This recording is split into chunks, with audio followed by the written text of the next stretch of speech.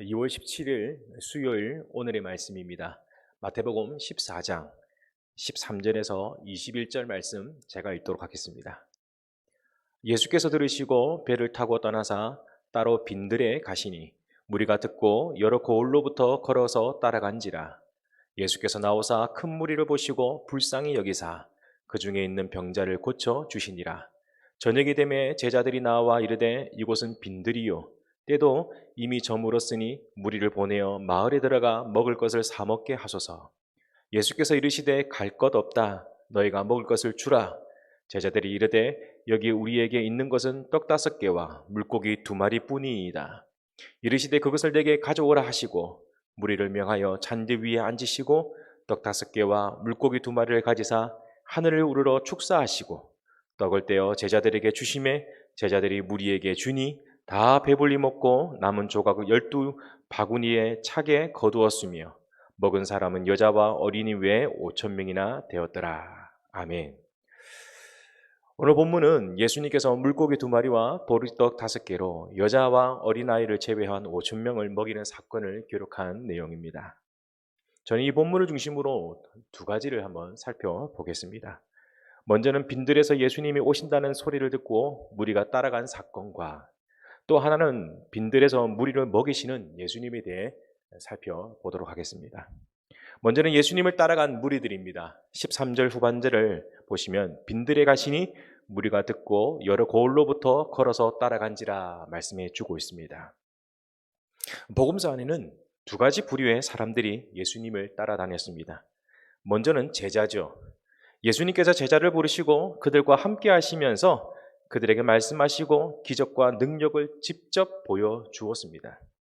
그리고 또 하나는 무리들이었습니다. 예수님이 가시는 곳마다 사람들이 모이는 곳을 무리라고 합니다. 그런데 복음서를 읽어보면 제자들을 통해 기적과 역사는 일어나지 않았습니다. 기적의 주인공들은 다 누구냐? 무리들이었다는 것이죠. 해당장 야이로도 무리고요. 백부장도 무리고요. 혈루증 여인도 무리고요. 나병 환자도 무리고요. 앞을 보지 못하는 사람들도 무리고요. 그들이 다 기적의 주인공이 되었던 것입니다. 이러한 기적의 역사는 우연히 그리고 우발적으로 보여주지 않았습니다. 그들의 믿음을 보시고 기적을 나타내 주셨던 것입니다. 그럼 이러한 믿음은 무엇을 통해 나타나게 되었을까요? 하나님의 말씀이죠. 믿음은 들음에서 나고 들음은 그리스도의 말씀을 통해서 나온다 말씀했습니다. 그들은 비록 제자는 아니지만은 그러나 예수님이 하신 말씀을 듣고 믿었고 확신했습니다. 그래서 그들은 기적의 주인공이 되었던 것이죠. 그럼 그들은 예수님이 어떤 말씀을 들었기에 예수님을 따라다녔고 예수님을 통해 기적을 맛보게 되었을까요? 하나님의 나라, 곧 천국에 대한 메시지였습니다. 여러분, 천국이 어디 있다고 생각하십니까?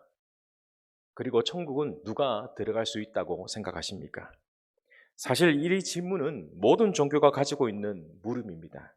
그러나 그 어떤 종교도 천국이 어디 있고 그 천국은 누가 들어갈 수 있는 것인지에 대해 자세히 말하고 있지 않습니다. 다만 인간의 선행을 통해 천국에 들어갈 수 있다고 말을 합니다. 그래서 모든 종교는 인간의 선행만이 천국에 들어갈 수 있다고 강조한 것이죠. 하지만 정작 천국을 만드신 그 하나님은 인간의 선행만으로 천국에 들어올 수 없다고 합니다. 왜냐하면 인간은 죄인이기 때문이지요. 자신의 선행과 공로로 자신의 죄의 용서함을 받지 못하기 때문입니다. 그럼 천국은 누가 들어갈 수 있을까요? 제사함을 받은 사람만이 갈 수가 있습니다. 하나님의 아들 예수님을 믿고 십자가의 보혈로 제사함의 은혜를 경험한 사람만이 천국에 들어갈 수가 있습니다. 그러면 천국은 어디 있을까? 천국은 죽어서만 가는 곳은 아닙니다. 누가복음 17장에 보시면 바리새인이 하나님 나라가 어디 있냐고 질문할 때에 예수님은 하나님 나라가 여기 있는 것도 아니고 또 저기 있는 것도 아니라고 분명히 말씀했습니다. 그럼 하나님 나라가 어디 있습니까? 라는 질문에 예수님은 하나님 나라는 너희 안에 있다 말씀하신 것이죠. 여기서 너희 안이라는 것은 예수님을 믿는 사람들의 마음 속에 계신다라는 것입니다. 천국은 물리적인 공간을 말하는 것이 아닙니다. 예수님 천국은 예수님 자신이고 그 예수님을 믿는 사람들 속에 그 나라가 함께 거하고 있다라는 것이죠. 그래서 천국은 예수님이 계신 그곳을 바로 천국이라고 말을 하는 것입니다. 그럼 이러한 천국을 어떻게 우리는 누릴 수 있어야 될까요? 하루하루 주님과 동행함을 감사함으로 주어진 일에 최선을 다하는 성도가 바로 천국을 누리는 사람일 것입니다. 요셉은 형들에 의해 노예로 팔려갔을 때 하나님은 그 요셉을 형통한 사람이라고 했습니다. 우리가 생각하기에 환경이 힘들고 어려운 상황인데 어떻게 형통한 사람이냐고 말할 수 있지만, 그러나 하나님은 환경과 상관없이 하나님이 함께 하시는 그곳이 바로 하나님이 함께하는 그곳이 형통한 그곳이라고 분명히 말씀해 주고 있다는 것이죠. 그래서 요셉을 형통한 사람이라고 말씀하는 것입니다. 이것을 천국을 누리는 삶인 것이죠. 예수님은 제자들과 무리들에게 이러한 말씀을 빈들에서 하신 것입니다. 이 말씀을 듣기 위해 자신들의 모든 일들을 뒤로하고 예수님께 모여 들었던 것이죠. 기독교는 말씀의 종교입니다. 말씀을 듣고 믿는 것이 성도의 의무이자 성도가 이 세상을 믿음으로 살아가는 힘의 원천이 되는 것이죠. 그러므로 오늘 이 하루도 믿음으로 승리하는 저와 여러분 되시기를 축복합니다. 말씀 안에는 삶의 문제를 푸는 지혜가 있고, 말씀 안에는 삶의 모든 문제를 해결할 길이 말씀 속에 있습니다. 말씀을 믿고 의지하는 이 하루가 되시기를 바랍니다. 두 번째는 빈들에서 무리를 먹이시는 예수님입니다. 예수님의 말씀을 듣기 위해 그들은 오늘 자신들이 해야 할 일들을 뒤로하고 따라 나온 사람들이었습니다. 급한 일도 있을 것이고 오늘 하루 일을 해야 살아가는 사람들도 있을 것인데, 이러한 모든 일들을 뒤로하고 예수님의 말씀을 듣기 위해 따라 나온 것이지요. 시간이 지나 그들이 여기저기 배고픈 소리들이 들리기 시작했습니다.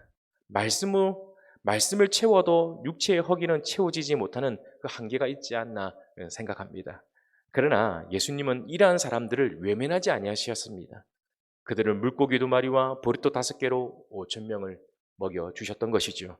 말씀을 듣기 위해 따라 나온 무리들을, 그들의 배고픈 허기를 외면하지 아니하시고 그들을 먹여주시고 보살펴 주신 것입니다. 예전에 캄보디아 선교를 간 적이 있습니다. 청년들과 한 반년을 기도로 열심히 준비해 왔습니다. 그러나 선교에 헌신하기로 작정한 청년들은 한 3분의 1 이상은 갈 수 없는 환경들이, 여러 조건들이 있었습니다. 대부분 선교비가 없었고요. 또 직장 다니는 친구들은 그 직장에 휴가 날짜가 제대로 맞지 않아서 가지 못하는 환경도 있었고, 취업을 준비하는 친구들은 취업 때문에, 준비 때문에 가지 못하는 청년들도 있었고, 더구나 취업 면접 날짜가 선교하는 날짜하고 이렇게 맞아서 가지 못하는 환경들이 있었습니다. 어떻게 하면 좋을까라는 그런 고민 가운데 기도했습니다. 그냥 무작정 기도했습니다. 하나님 도와달라고 기도했습니다. 하나님 역사해달라고 기도했습니다. 놀라운 기적의 역사가 일어나게 되었던 것입니다. 선교비가 없어서 가지 못하는 친구들에게 어떤 권사님은 큰 금액으로 후원하셔서 선교 가게 되었고, 선교 날짜와 취업 면접 이 날짜와 같이 맞물린 친구에게는 그 날짜가 변경이 되어져서 이상하게도 선교 갔다 온 그 다음 날 면접 날짜가 바뀌게 되는 그런 일도 경험하게 되었습니다. 뿐만 아니라 휴가를 받지 못하는 친구가 있었는데 선교 가는 그 날짜에 딱 맞춰서 그 회사 전체가 휴가를 쉬는 그런 일도 있었습니다. 얼마나 놀라운 기적들을 체험하게 되었는지, 그런 기적을 맛보고 선교 현장에 가니 하나님께서 예비된 그 놀라운 일들을 많이 행하셨던 것을 우리는 경험을 하게 되었습니다. 기적의 역사는 말씀을 믿고 따라가는 사람들을 통해 나타나게 됩니다. 저는 오늘 이러한 기적의 역사가 일어난다고 분명히 믿습니다. 비록 성경에 기록된 것처럼 병든 자가 고침을 받고 죽은 자가 살아나는 큰 기적은 아닐지라도 내 삶에 감사 없는 상황 속에 감사하는 것, 기적이 아닐까요? 기뻐할 수 없는 상황 속에 기뻐할 수 있는 것, 이것도 기적이 아닐까요? 고난과 역경을 통해 주님을 만나게 되는 것, 이것이 또 큰 기적이 아닐까요? 기적은 내 삶의 작은 것부터 믿음을 가지고 나타나게 될 때에 기적의 놀라운 역사가 일어나게 되는 줄 믿습니다. 우리가 하나님 앞에 헌신하고 순종하려고 할 때 내 삶에 부족한 부분이 있다면 하나님은 절대 외면하지 않으십니다. 지금도 우리 주님은 빈들에서 말씀을 믿고 따라온 사람들을 외면하지 않으셨습니다. 그들의 배고픈 허기를 먹여주셨습니다. 오늘 우리에게도 하나님께서 먹여주시고 채워주시고 치유해주시는 줄 믿습니다. 중요한 것은 믿음입니다. 이스라엘 백성들이처럼 홍해가 막혀있다고 해서 원망하지 마시길 바랍니다. 물이 없다고 해서 불평하지 마시길 바랍니다. 분명히 기억해야 될 것이 있습니다. 우리를 여기까지 인도하시는 분이 누구냐? 하나님이십니다. 지금 우리와 함께 하시는 그분이 전능한 하나님이십니다. 우리가 믿고 있는 분이 누구냐? 나를 인도하시고 나를 붙드시고 나를 사랑하시는 그 하나님이 나와 동행하시는 줄 믿습니다. 이 사실을 믿고 의지하시는 저와 여러분이 되시기를 바랍니다. 기적은 믿는 사람을 통해 나타나게 됩니다. 그러니 오늘 이 하루도 주님과 동행하는 그런 축복의 하루가 되시기를 축원합니다. 기도하겠습니다. 연약한 인생들을 불쌍히 여기시고 치유하시고 채워주시는 주님을 찬양합니다. 오늘 이 하루도 삶의 자리에서 말씀을 듣고 순종하게 하옵소서. 육신이 연약하여 순종하지 못한다면 육신을 고쳐주시고 경제적으로 힘들어 섬기지 못한다면 경제적인 부분도 채워주시옵소서. 오늘 이 하루 주님 앞에 순종하지 못하게 만드는 사단의 악한 영들은 예수 이름으로 물리쳐 주시고 믿음의 자리에서 믿음으로 승리하는 이 하루가 될 수 있도록 역사하여 주시옵소서. 예수 그리스도 이름으로 기도하옵나이다. 아멘.